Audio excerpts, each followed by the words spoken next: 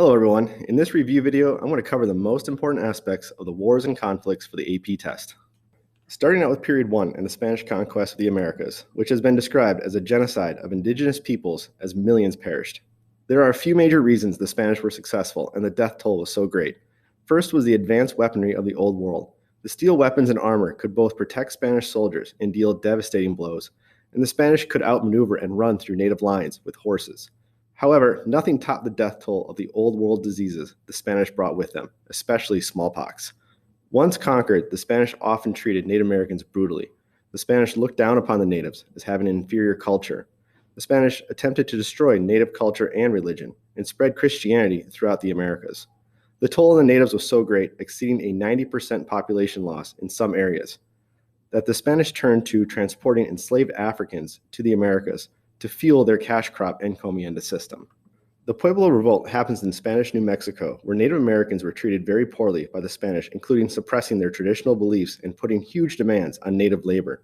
The Pueblo Native Americans rebelled against Spanish officials, priests, and settlers, and for a short period of time had driven them out of the region. However, the Spanish would return, but they became more tolerant and accommodating to Native American beliefs and culture. Now on to the British North American colonies, and our first stop will be the Virginia colony. The early years with first groups of settlers were very difficult, as relations with the local Powhatan Confederacy were often hostile with intermittent warfare with some of the Algonquin-speaking tribes that made up the Confederacy. Things would settle down between them for a while until Bacon's Rebellion later in the 1600s. The colony had developed into a hub for the cash crop tobacco, and it brought in many indentured servants to work the fields of wealthy elite planters. Indentured servitude was for a set number of years, and so some became free, and they joined the ranks of the growing class of poor farmers who were upset with Governor Berkeley's rule of the colony and wanted more available land for farming. However, treaties with local tribes prevented that. After Berkeley expelled the poor farmers' champion, Nathaniel Bacon, from the House of Burgesses, a rebellion was ignited. Bacon and his followers attacked local tribes in Jamestown, burning part of it down. However, the rebellion fell apart and order was restored. But Berkeley was replaced, and in order to lessen the possibility of another large-scale rebellion by poor farmers, the plantation elite switched from indentured servants to chattel slavery based on race. Moving up the East Coast, we have the Puritan Influence Massachusetts Bay Colony. The Pilgrims had arrived just after disease had already devastated local tribes. They formed alliances early on with the Wampanoags.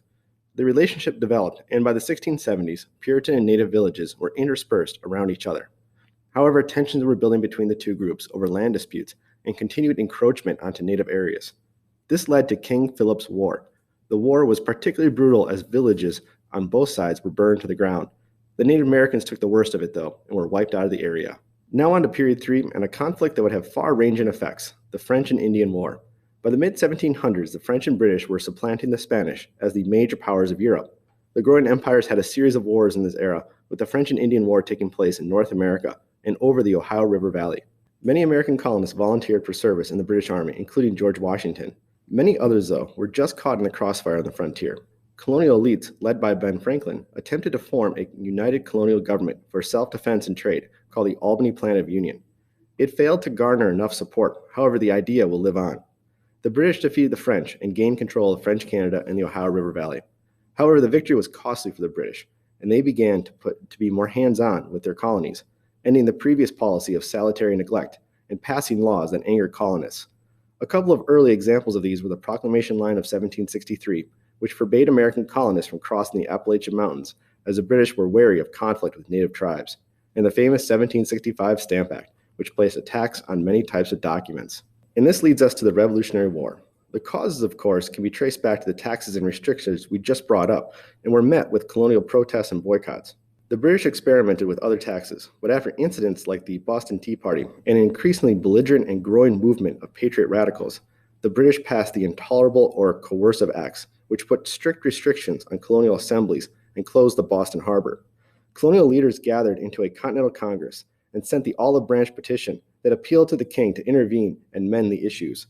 But it was rejected, and the British Army was sent into a hotbed of revolution, Massachusetts, to disarm colonial militias. The militias resisted, and pitched battles broke out between the British Army and colonists.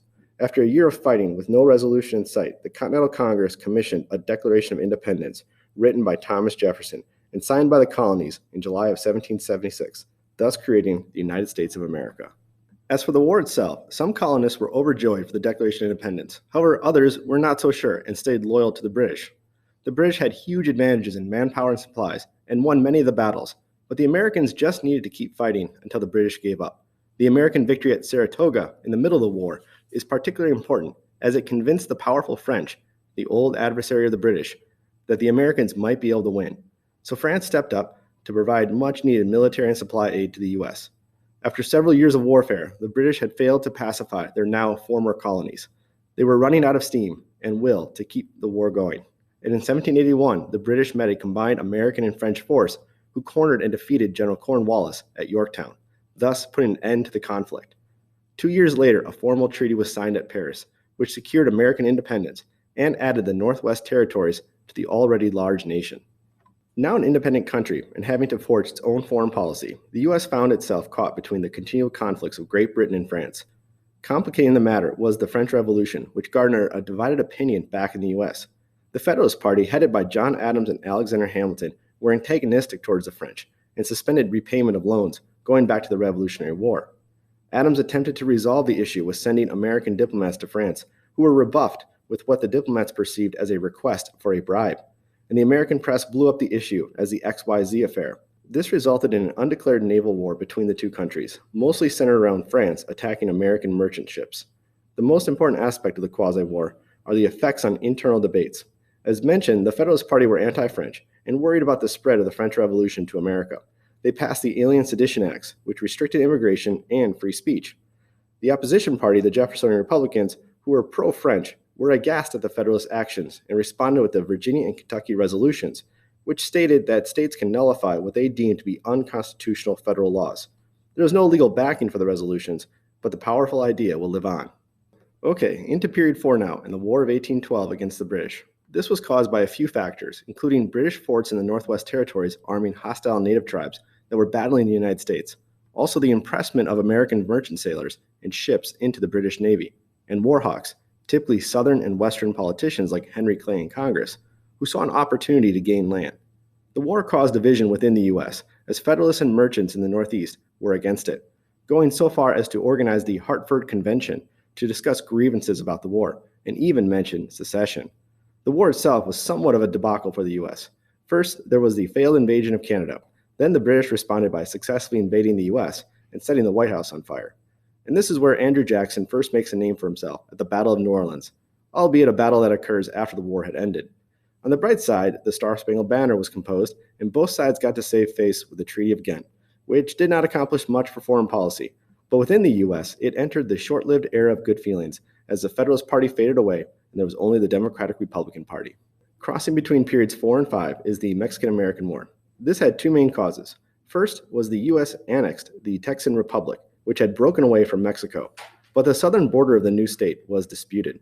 And second, the U.S. really wanted Mexico to sell it the Southwest, basically California to Colorado, which Mexico had up to that point refused. The war caused internal division. On one side were the Democrats led by the very pro-expansionist President Polk, and on the other side, some of the Whigs opposed the aggressive war as immoral. These were called conscious Whigs. An important primary source written by a conscious Whig was Henry David Thoreau's Civil Disobedience. In protest of the war, Thoreau refused to pay his taxes and spent a night in jail. Regardless of the internal division, the U.S. handily defeated Mexico and forced upon her the Treaty of Guadalupe Hidalgo, in which the U.S. secured the entire Southwest for a mere $15 million. The acquisition of new territories would go on to have unintended consequences, as it renewed the debate and division over the expansion of slavery. On to the Civil War in two parts. First, the overarching cause was slavery, with a lot of events and issues tied to that cause. Starting out, there were the failures of the past compromises to lessen sectional tensions. Another aspect was how the economies of the North and South were growing apart as the North industrialized and utilized free wage labor.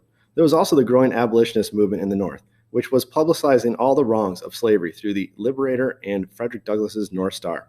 Harriet Beecher Stowe's novel Uncle Tom's Cabin further brought the realities of slavery to those who were far from it. Kansas had its own mini-civil war as pro- and anti-slavery forces flooded into the state ahead of a vote on the topic. The Supreme Court decision Dred Scott v. Sanford further exasperated the North, who found their hero and abolitionist John Brown as he attempted to start a slave uprising with his raid on Harper's Ferry. While Brown failed, he would become a martyr in the North, but regarded as a terrorist in the South. The election of Republican Lincoln, who did not even appear on many ballots in the South, led South Carolina to be the first to secede, and the last gasp Crittenden Compromise failed in the Senate at the end of 1860. Now on to the war itself. The North had advantages with their larger population and growing industrial economy. The South had the advantage in experience and talented military leadership. Also, they did not need to defeat the North. They just needed to hold out until the North gave up. The war was a bloody affair, fought on many fronts. The first real tide change came when Union General Grant was able to take control of the Mississippi River. While in another different theater, Confederate General Robert E. Lee made a blunder in his invasion of the North, losing the costly Battle of Gettysburg. Union General Grant would then take command of all Northern armies and press his advantages against an increasingly beleaguered South. He also sent his right-hand man, William Tecumseh Sherman, with a 60,000-man-strong army to march through Georgia and destroy much of its railroad and small industrial base. Sherman called his tactics hard war. On the high seas, the Union Navy blockaded southern ports, but ran into an issue when the Confederates put iron plating on a wooden ship. The Union would respond with their own ironclad, and thus naval warfare was changed forever. Back in Congress, with the Democrats mostly gone, Republicans were able to pass important legislation, including the Homestead Act, subsidies for the Transcontinental Railroad, the Morrill Land Grant College Act, the National Banking Act, and the Reconstruction Amendments. Conflict that occurred throughout the 1800s were the wars with various native tribes on the frontier. These conflicts arose between tribes and American settlers, who would then call upon the U.S. military.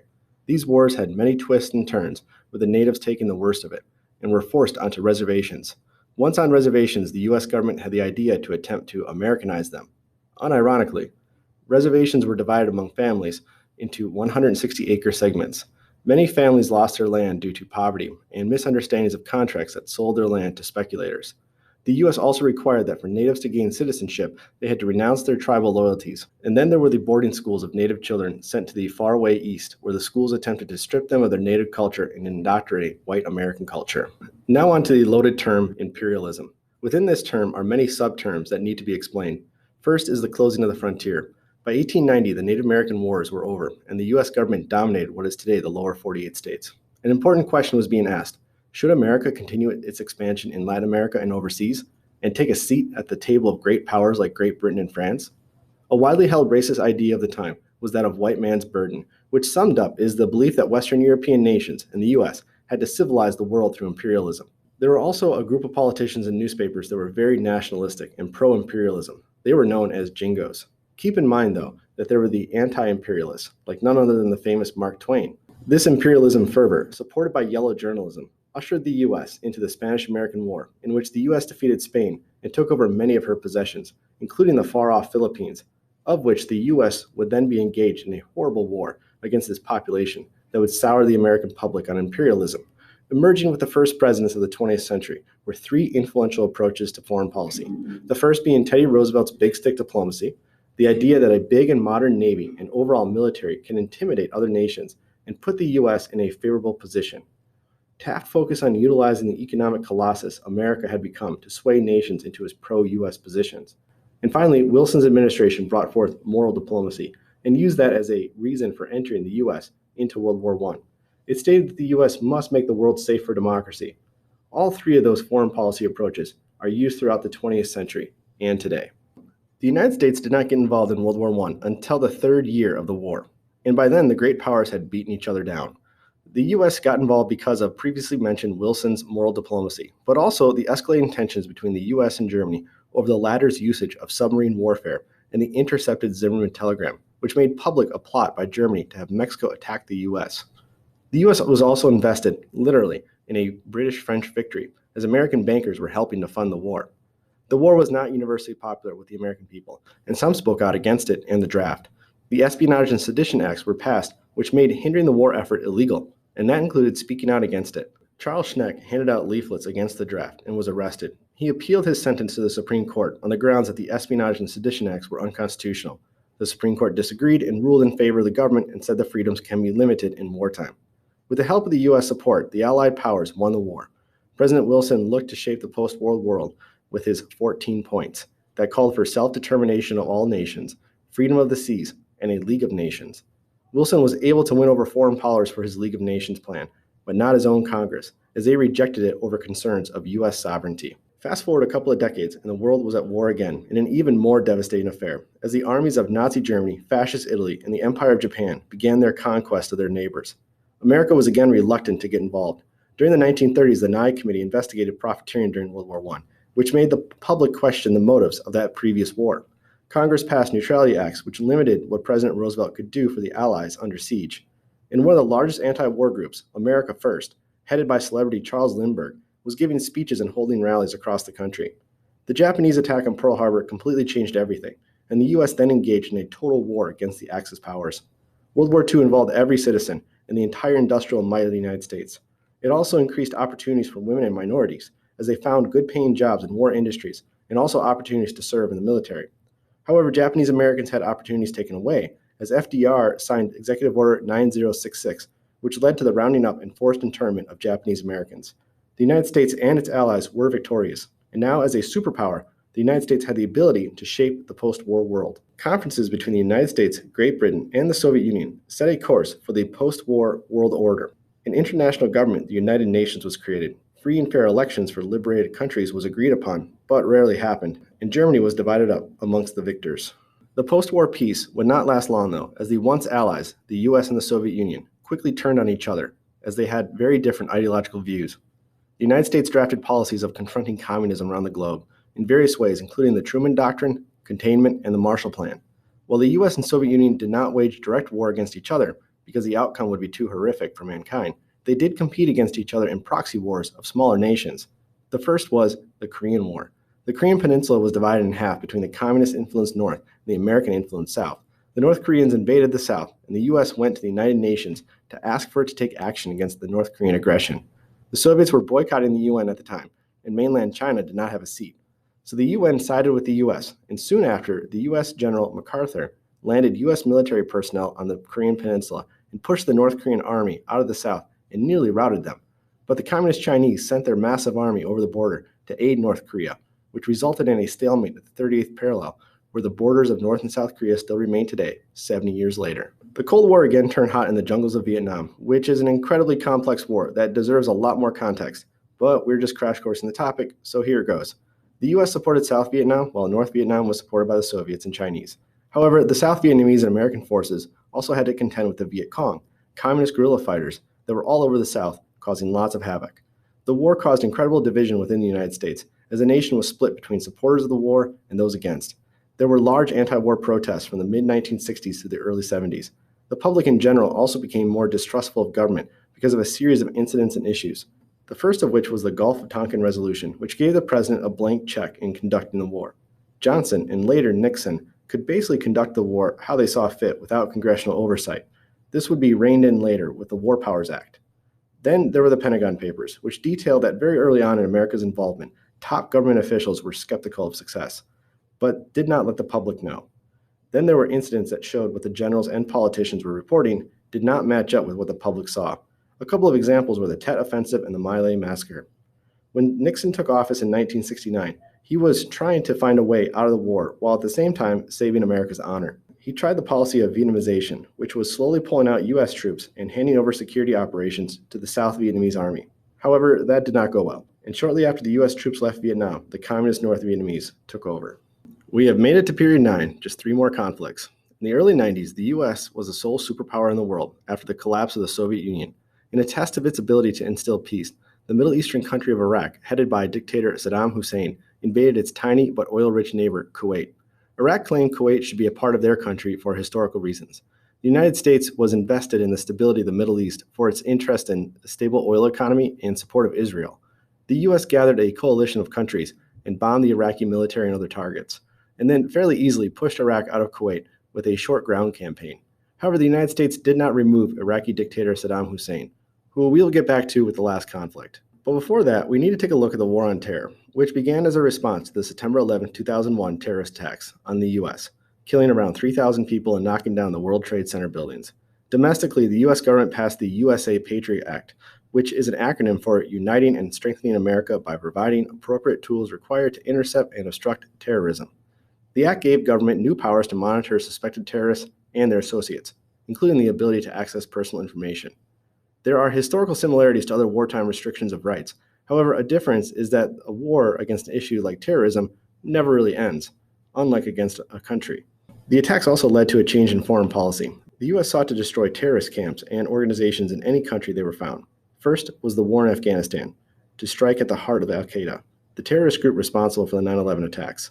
The U.S. also employed unmanned military aircraft, or drones, that are equipped with armaments to make strikes at terrorists in many different countries. The U.S. also engaged in cyber warfare and countermeasures against terrorist groups and countries it deemed as rogue nations and threats to international security. Okay, our last conflict, which is the most recent Iraq War. After 9/11, the U.S. adopted a more aggressive foreign policy of preemptive strikes against whom they deemed threatened world or its security. While still fighting Afghanistan, the Bush administration turned its gaze and attention towards Iraq and the still in power Saddam Hussein.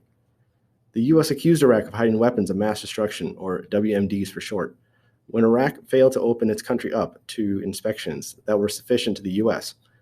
attacked and invaded. The actual war to depose Saddam and occupy Iraq was fairly swift. However, winning the peace would prove to be much more difficult. Sectarian conflict broke out between the three major factions in Iraq, the Sunnis, Shia, and Kurds, and at its height in the mid-2000s turned into a full-blown civil war, with the U.S. trying to destroy or sideline the extremists on both sides and get the moderates to work together. Domestically, the Iraq War was not universally popular, and there were protests against it. It would continue to be a topic of discussion and criticism, as the initial reason for the war, Saddam's weapons of mass destruction, were never found. Okay, that does it for our review on wars and conflicts. I hope it helps you succeed on the AP exam. Good luck!